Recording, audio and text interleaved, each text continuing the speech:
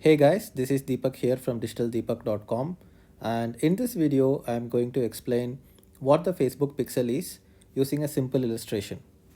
So let's say we have the user on the Facebook app or the desktop.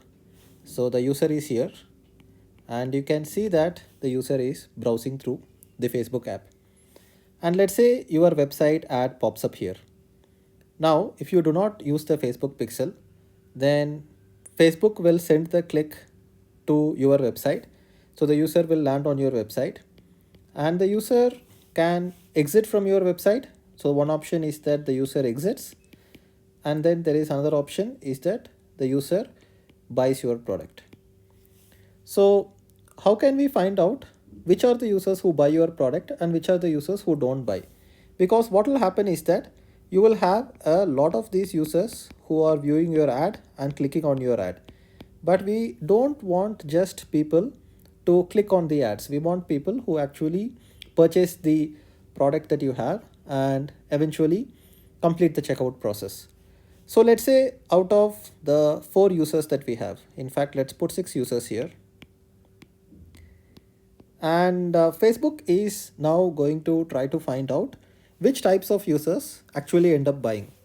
So let's say there is a specific type of user. So let's say this particular user with a set of characteristics is the person who ends up buying. All right, so this person goes all the way up to the thank you page. So here Facebook determines that okay, there are users with certain types of demographics.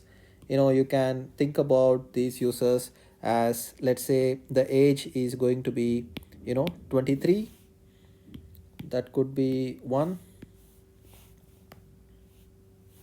So the age could be 23.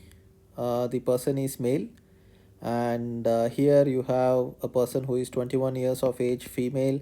Then you have 25 years of age, you have male.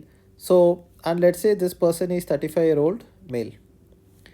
So now Facebook could find out that 35-year-old males are more likely to purchase.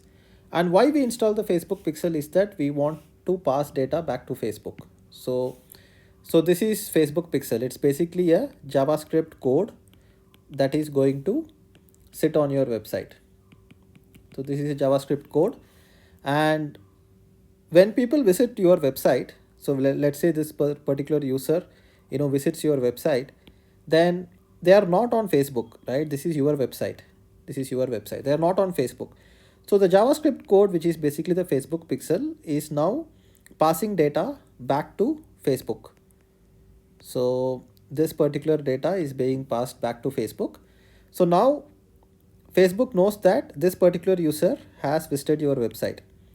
But it's not enough that they visit our website. We also want to know whether this particular user has bought the product. So let's say this is product that has been purchased, and this particular user has gone to the thank you page. Now this particular JavaScript code, which is the Facebook pixel again, will send data back to Facebook. So once the data is sent back to Facebook, Facebook now has a better data of which are the users who are planning to, are more likely to buy, and which are the users who might not be the right candidates to buy. So now what will happen is that, let's say Facebook goes ahead and shows it to more users, right?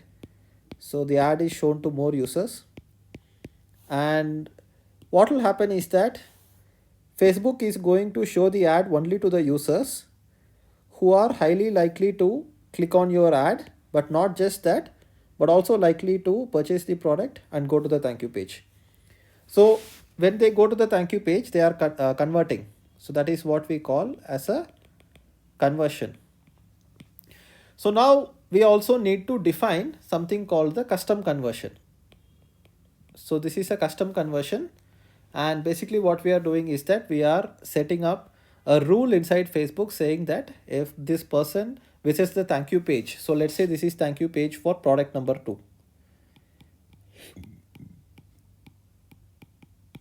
So this is going to be a custom conversion for product number 2, and for product number 1 also we will have a separate thank you page. So people who purchase the product go to this particular page, people who purchase product number 2 go to this particular page. So this is how the Facebook pixel works, and I hope this particular illustration helped you understand what the Facebook pixel is and how it works. So if you have any questions, go ahead and leave a comment below this video, and let me know if you like these kind of whiteboard videos more about digital marketing concepts, and I will make more of these videos. Thank you.